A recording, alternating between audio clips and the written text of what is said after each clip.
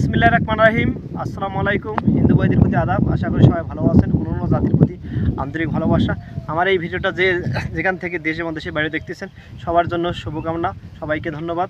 আর আমি আজকে আপনাদের জন্য একটা সতর্কমূলক ভিডিও নিয়ে আসলাম। সেটা হলো কাঁঠাল, আমাদের জাতীয় ফল, আমরা সবাই খাই, এটা সুস্বাদু ফল।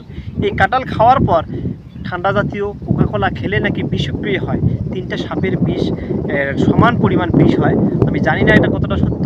আমি ফেসবুক পোস্টের থেকে আমি এটা সংকৃত খবর নিয়ে আপনাদের বার্তা দিচ্ছি যে অবশ্যই কাঁঠাল একটা গরম জাতীয় খাবার, এবং কাঁঠাল খাওয়ার পর অবশ্যই ঠান্ডা জাতীয় খাবার না খাওয়াই ভালো, উত্তম। যেহেতু এটা হয়েছে, হয়তো কেউ পেয়েছে।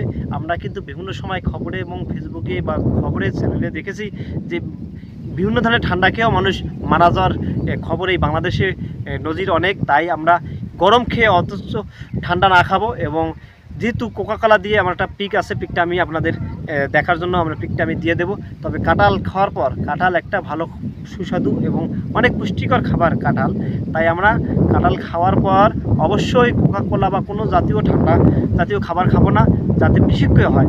আরেকটা আমরা শুনেছি গ্রাম্য ভাষায়, এটা আমরা কোনোদিন টেস্ট করি নাই, যে আসলে দুধ খাওয়ার পর আনারস খাইলেও সেটাও নাকি বিষক্রিয়া হয়। যদি এটা হয়ে থাকে, এই দুটা খাবার অন্তত 1-2 ঘন্টা অবশ্যই আমরা ব্যবধান রাখবো।